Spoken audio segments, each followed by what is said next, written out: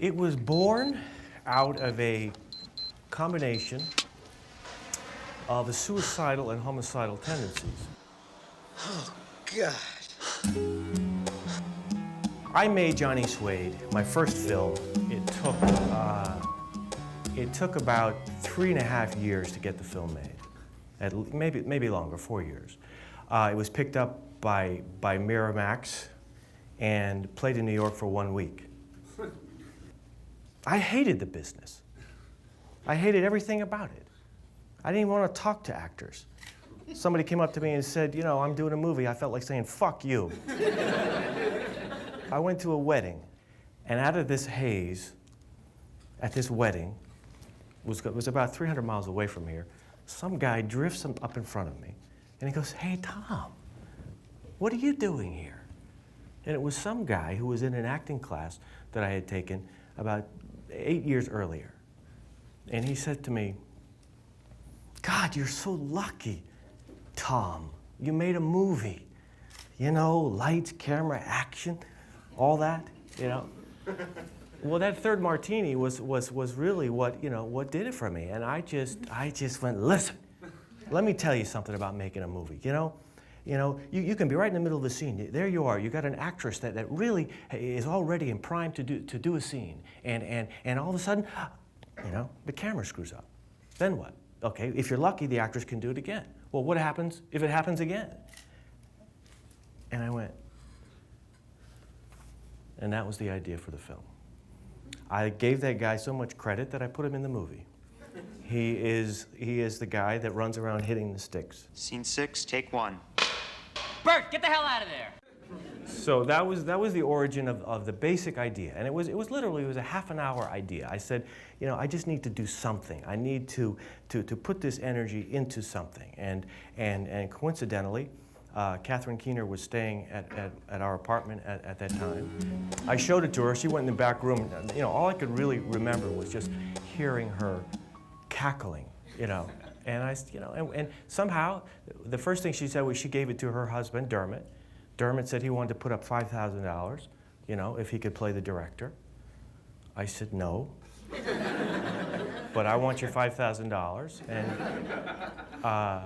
I gave him the part of Wolf, the cameraman, and he, you know, I mean, to this day I give him credit. He was the one who said, just like that, he said, let's get Steve for the director. That's beautiful, man. That's great. I know from the diary that Steve accepted the part in the short without reading the script. Why? I can't read.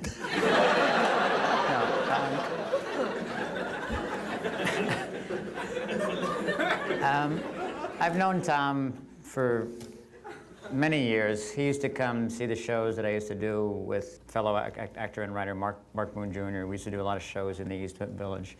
Tom was an early supporter of our work, used to come and see the shows. I was already a big fan of his work. And he said that he was doing a short film, and I just liked the people involved. It was a very short commitment. 5 days. 5 days, and I said, well, why not? You know, it's, and then I read it, and I was really, really pleased that he wanted me to play that role. And at the time, I was trying to get my first film, Trees Lounge, off the ground. Wasn't having any luck, and I thought how great it is that I could at least play a director if I can't really be one. But I had actually just directed I had made a short film, and so I actually did have... Something about Pete? Yeah, it was called What Happened to Pete. Yes. So I actually did have a little bit of experience directing a film, and so it was great to put that experience into the role. People ask me, who did I base the character on? You know, what director did I work with, did I base it on? And I didn't base it on anybody except myself, you know. I just remember how frustrating it is to direct. You know, it's one of the hardest things that you'll ever want to do. In a matter of 2 weeks, my wife raised $37,000.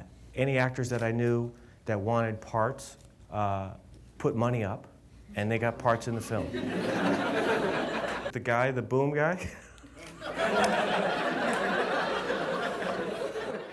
my wife was my wife's trainer at the time.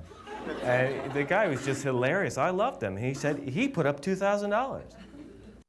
Do you have price list for next movie? I saw, Price list? yes. Yes. It's somewhere on I'm the sorry. internet, I hope, right? Could you just bring your credit card up here? Oh, sure. My question is, this kind of movie is probably very difficult follow a script. It probably was a lot of improvisations and You're wrong. yeah, how many times I was wrong? There was very little what I would call, you know, traditional improvisation in this. However, when you work with an actor like Steve, he can take a scene, and I don't say to him, hey, do it like this. So that the way Steve would do a scene is literally improvising it, because he finds his own meaning for it.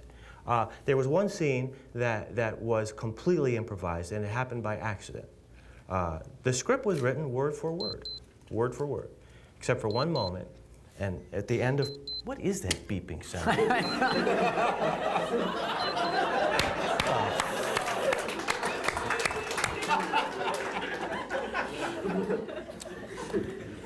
At the end of part one, the script said, you know, Nick Rev goes crazy, right? And he screams. And so there I was, I said, okay, I was doing this, I wanted to get a reaction shot of the crew responding to Nick going crazy. We had already shot Steve kind of lifting up the cushion, I think. Because that's what we said, that was in the script, you know, looking for the beeping sound, right? Right. So then I said, let's shoot the crew. I said, Steve, just, you know, stand here right behind the camera, right? And just say whatever you want. Say whatever you want to the crew, because I want to get some real reactions. Those are some of the toughest shots to get in a film, when you need people to react. And really the only way to get it is to give the actor something to react to. So I said, Steve, say it and do whatever you want. Well, he just went off. Can somebody help me, please? Huh? Do I have to do everything myself here? Ah, Cora? Why don't you go learn your lines, Cora? Hey, script!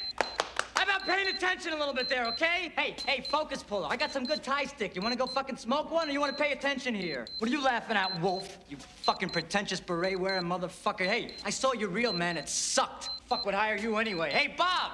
Hey, Bob! Can you make a little noise on the fucking dolly? Huh? You creaky motherfucker.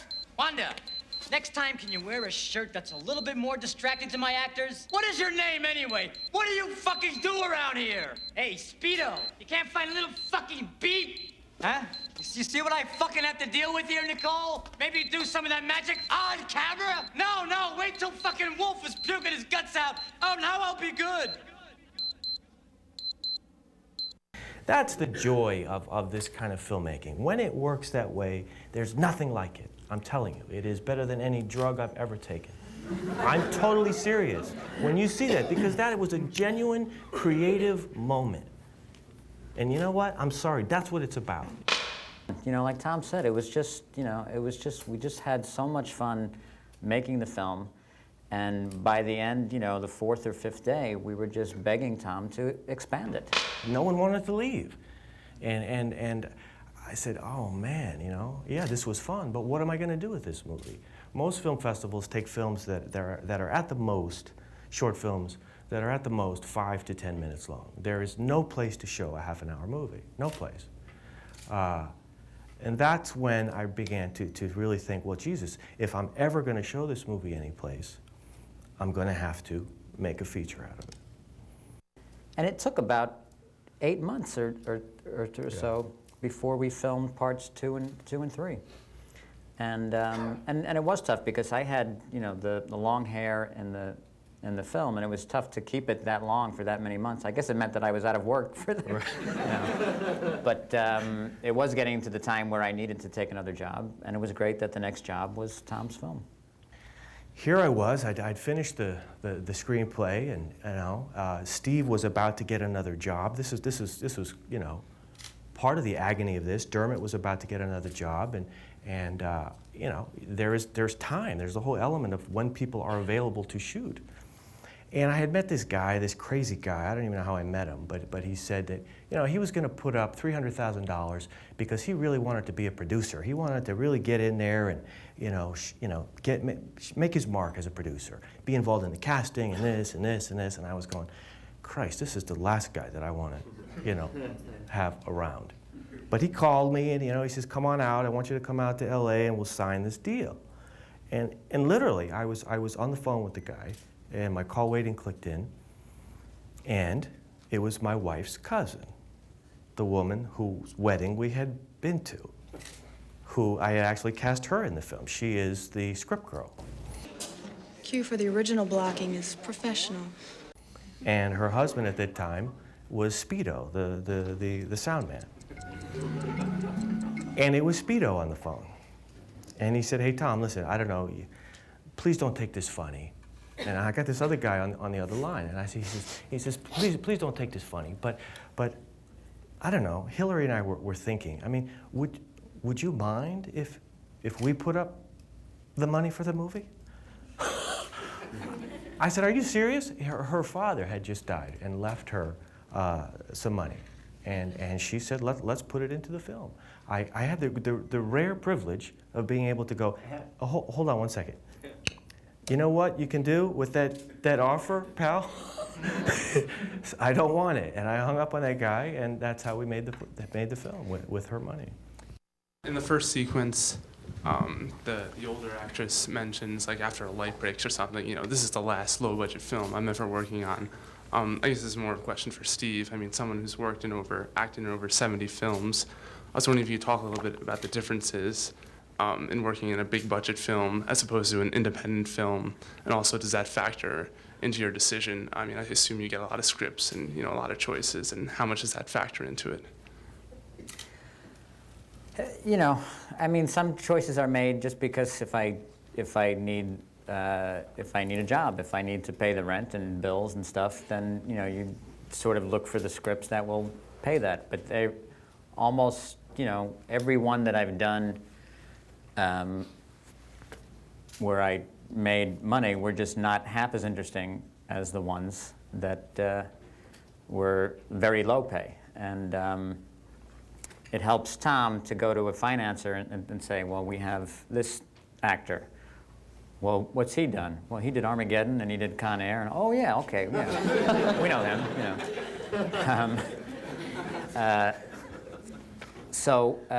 but for me, the best, my best roles have always been in independent films. I consider this role one of, my favorite roles. And, if this movie were made by Hollywood, I would not have been cast. When you have, at the end, it all kind of works out, isn't that somewhat of a Hollywood ending? It's totally Hollywood. I'm a Hollywood guy. I don't know if you can tell. But you were saying you hate Hollywood. You're saying you hate Hollywood. Oh, no, I'm just bullshitting you. I'm totally Hollywood. So you're full of shit. Exactly. You're right. No, listen, let me tell you something. Come on.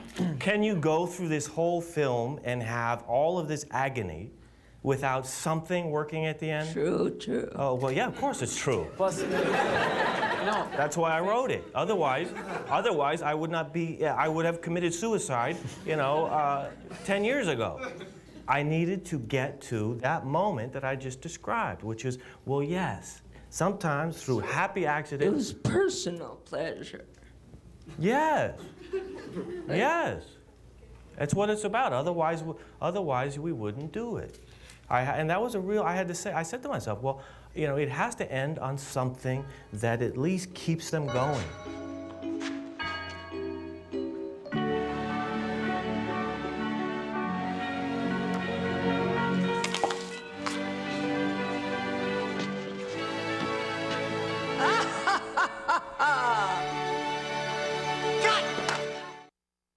Every moment you run into someone who does know this film, the instant smile flashes on this face. And this is a smile of gratitude, of understanding, of recognition of something. And this smile, I would say, a no less gratifying thing for an artist, for artists, as, say, Academy Award. In a way, is even more so. So we are very grateful, and we have a lot of respect for this difficult road and for movies like that that got made despite of everything, and they are alive, they are out there. We don't need millions, we don't need a Blair Witch Project audience for this film. We don't need that many people, because not that many people can appreciate it. The audience of 8.5 is a small audience. The audience of Living in Oblivion is a small audience, but it is a good audience. And a big part of this small audience is here today. So thank you for coming, and thank you. Very well said. Thank you.